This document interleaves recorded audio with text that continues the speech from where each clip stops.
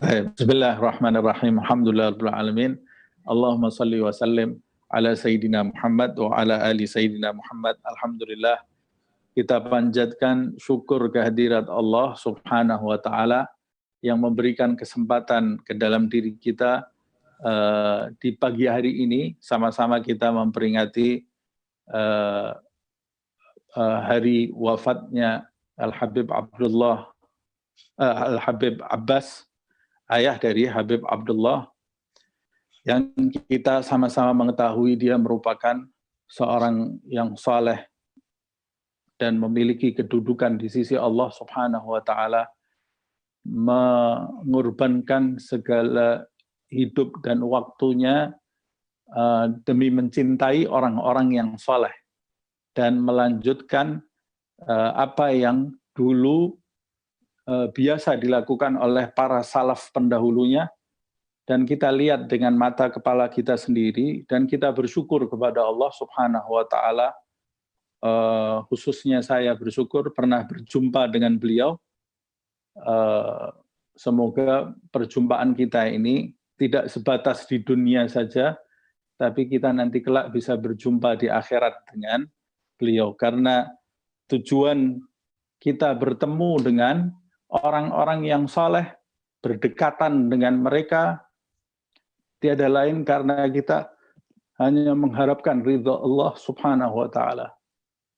Yang kita inginkan adalah kita nanti berjumpa di hari kebangkitan kelak di belakang pemimpinnya, yaitu Rasulullah Shallallahu Alaihi Wasallam. Karena perjumpaan seperti ini memiliki mata rantai. Dan dari mereka, orang-orang soleh tersebut, kita bisa mencicipi manisnya kesempurnaan Rasulullah Shallallahu Alaihi Wasallam. Dan semoga Allah Subhanahu Wa Taala menjadikan perjumpaan kita ini perjumpaan yang bisa mendatangkan berkah di dalam hidup kita, keluarga kita, anak keturunan kita. Bersyukur kita kepada Allah Subhanahu Wa Taala. Tidak semua orang memiliki kesempatan seperti ini. Karena pertemuan dengan mereka, perjumpaan dengan mereka, itu sudah ditetapkan oleh Allah Subhanahu wa taala sejak zaman azali.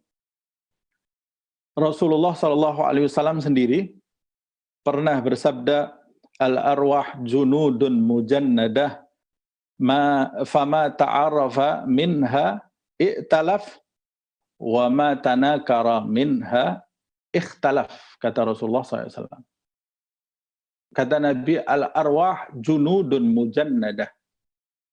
Arwah itu terhimpun berkelompok-kelompok pada waktu di alam dzar, ketika Allah Subhanahu wa taala mengeluarkan anak keturunan Adam dari sulbinya dan mengatakan kepada mereka, alastu bi rabbikum, bukankah aku Tuhan kalian sekalian?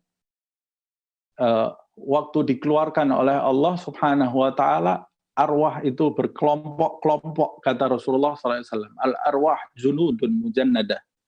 Arwah itu terhimpun berkelompok-kelompok. Pada saat itu, kata Rasulullah, fama ta'arafa minhu i'talaf. Siapa yang arwahnya di masa itu saling berdekatan, saling mengenal di masa itu, nanti ketika dia muncul di muka bumi, i'talaf, saling cocok yang satu dengan yang lain. Wa ma tanakara minha ikhtalaf. Siapa yang arwahnya saling tidak cocok di masa yang lalu, ketika muncul di dunia ini, dia akan berselisih, tidak akan pernah berjumpa, dan kalau berjumpa tidak akan cocok. Nah, mudah-mudahan arwah kita di masa itu berdekatan dengan arwah orang-orang soleh yang diridhoi oleh Allah Subhanahu wa taala. Ini anugerah dari Allah Subhanahu wa taala yang patut kita syukuri, karena Allah Subhanahu wa taala yang membentikkan rasa cinta di dalam hati kita, sehingga kita bisa mencintai orang-orang yang dicintai oleh Allah Subhanahu wa ta'ala, atau sebagian orang yang lain mencintai orang yang dimurkai, naudzubillah min dzalik. Mencintai orang yang dimurkai oleh Allah Subhanahu wa ta'ala, atau mencintai orang yang sia-sia hidupnya. Tapi Allah Subhanahu wa ta'ala meletakkan di dalam hati kita cinta kepada orang-orang yang suci, orang-orang yang soleh. Alhamdulillahirabbil alamin. Segala puji bagi Allah Subhanahu wa ta'ala yang telah memberikan kenikmatan yang paling besar di dalam hidup kita ini, yaitu dengan mencintai mereka dan kenikmatan perjumpaan melihat mereka orang-orang yang diridhoi oleh Allah Subhanahu wa ta'ala. Disebutkan, man la yara wajah muflih kaifa yuflih. Siapa yang tidak melihat wajahnya orang-orang yang memiliki kebahagiaan, kemenangan, bagaimana dia bisa bahagia, bagaimana dia bisa menang. Kata Habib Ali bin Muhammad Al-Habsyi, ya bakhat man ra'ahum au ra'a man ra'ahum. Sungguh beruntung orang yang melihat mereka, orang-orang yang suci, dan sungguh beruntung orang-orang yang melihat orang yang pernah melihat orang yang suci. Seperti yang disampaikan oleh Abdullah tadi, laula murabbi ma araftu rabbi. Kalau bukan karena pendidik, maka aku tidak akan mengenal siapa Allah Subhanahu wa ta'ala. Kalau bukan karena orang-orang yang terdidik, bertarbiyah, maka kita tidak akan pernah mengenal Allah Subhanahu wa ta'ala. Sebab orang yang berjumpa dengan pendidik, dengan seorang yang kenal dengan Allah Subhanahu wa ta'ala, maka dia akan memahami agama ini dengan cara yang benar. Siapa yang tidak pernah berjumpa dengan murabbi, pendidik, maka dia hanya mengetahui agama ini secara teori saja, dan pemahamannya mungkin menyimpang dari pemahaman yang diketahui oleh yang difahami oleh Rasulullah Shallallahu Alaihi Wasallam. Habib Ahmad bin Zain Al-Habsyi sendiri dia mengatakan, menjelaskan doa Rasulullah Sallallahu Alaihi Wasallam, Rabbi zidni ilmu warzuqni fahman. Ya Allah, berikanlah kepadaku ilmu dan berikan pemahaman yang terhadap ilmu. Kata Habib Ahmad bin Zain Al-Habsyi, ilmu bisa didapat di mana saja, tetapi pemahaman yang baik hanya bisa didapatkan bagi mereka orang-orang yang duduk di hadapan orang-orang yang memiliki kedekatan dengan Allah Subhanahu wa ta'ala. Hanya bisa didapat oleh orang-orang tersebut. Nah, karena kita sudah diberi nikmat ini oleh Allah Subhanahu wa ta'ala, maka kita harus mensyukuri nikmat ini. Kita syukuri nikmat ini. Yaitu pertama dengan mewujudkan apa nasihat-nasihat yang dulu pernah kita dengar dari mereka, baik yang kita dengar secara langsung atau kita dengar secara riwayat, seperti yang disampaikan oleh Abdullah tadi. Dia membacakan bagaimana sejarah Habib Abbas, apa yang bisa, kebaikan yang bisa kita dengar, yang kita dengar dari apa yang dibacakan, kita coba kita wujudkan di dalam kehidupan kita sehari-hari. Kita tularkan kepada anak-anak kita, supaya nanti ketika kita meninggal dunia ini ada wujudkan dari keluarga kita. Itu diantara bukti, karena cinta itu memang memerlukan bukti, harus disempurnakan, harus dibukti cinta tersebut, dan itu sebagai wujud rasa syukur kita kepada Allah Subhanahu wa ta'ala. Yang kedua, dengan cara tidak melupakan dia. Tidak melupakan orang-orang yang kita cintai tadi. Tidak melupakannya, yaitu kalau kita mampu, kita membacakan doa buat orang-orang yang telah mendahului kita, dan membacakan doa untuk orang-orang yang mendahului kita, itu termasuk perintah dari Allah Subhanahu wa ta'ala, dan termasuk sunnah Nabi Muhammad Sallallahu Alaihi Wasallam.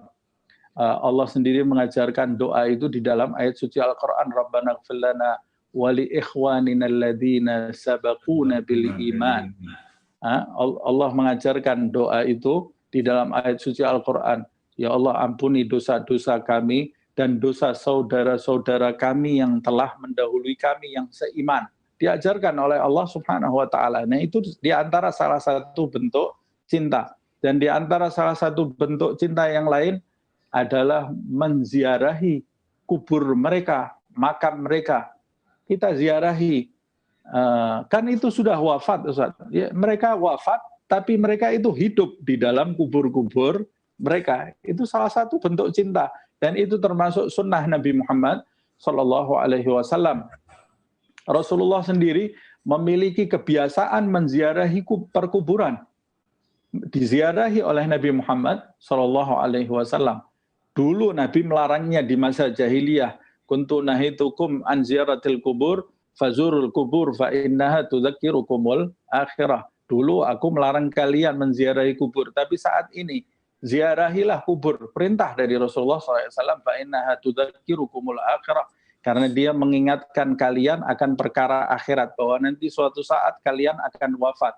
Kalau yang kalian ziarahi itu perkuburan orang-orang yang soleh, kalian harus memiliki rencana di dalam hidup supaya nanti di akhirat berkumpul bersama mereka, memiliki amal ibadah seperti mereka, memiliki akhlak seperti mereka, supaya dikumpulkan oleh Allah Subhanahu wa taala. Dan meninggalkan ziarah perkuburan mereka termasuk adab yang buruk seperti yang dilakukan oleh Bilal ibn Rabah.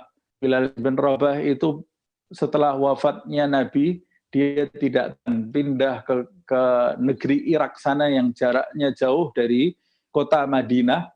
Dia tidak kembali ke Madinah dalam kurun waktu yang lama, sampai tiba-tiba dia pada malam hari didatangi Rasulullah SAW melalui mimpi. Kemudian Nabi Muhammad SAW di dalam mimpinya berkata kepada Bilal, "Ya Bilal, ajafani ya Bilal, apa kamu sudah memusuhi aku, hai Bilal? Sudah lama kamu tidak pernah mengunjungiku."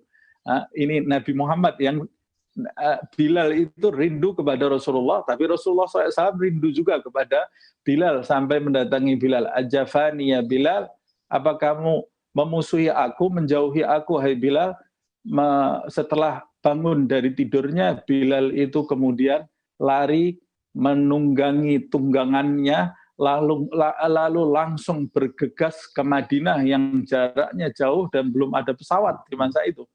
Bilal itu langsung ke kota Madinah, dan sesampainya di Madinah dia menjatuhkan dirinya di pusara Rasulullah SAW, meluapkan rasa rindunya kepada Nabi Muhammad SAW.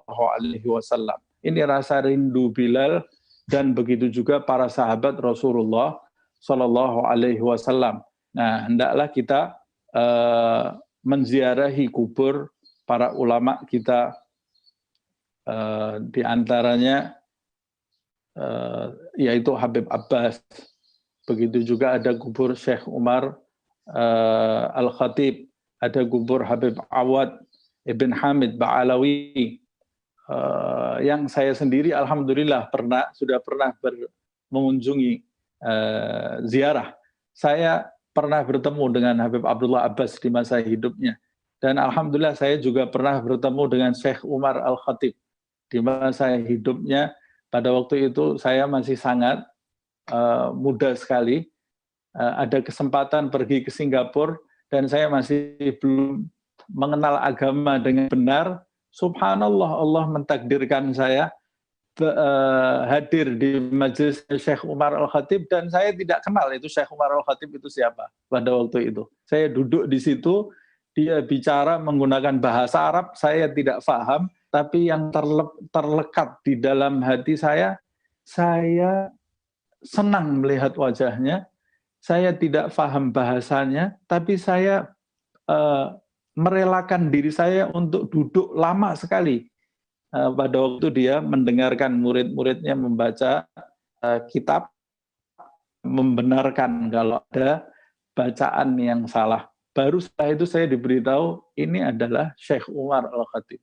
Begitu juga Habib Abbas. Saya juga berjumpa dengannya, alhamdulillah, dan saya menyaksikan pandangannya yang dipenuhi rasa khusyuk, rasa tunduk kepada Allah Subhanahu wa taala, dipenuhi rasa adab dan dipenuhi akhlak. Semoga Allah Subhanahu wa taala menjadikan pertemuan kita ini pertemuan mendatangkan manfaat bagi kita di dunia dan di akhirat, menjadikan hujjah baik bagi kita, dan menjadikan pertemuan kita dengan orang-orang soleh ini pertemuan yang tidak pernah terputus tali ikatannya sampai kita nanti berjumpa kepada Allah Subhanahu wa taala dalam keadaan diridhai oleh Allah Subhanahu wa taala. Amin ya rabbal alamin. Wal afu minkum. Wal afu minkum. Siril Fatihah.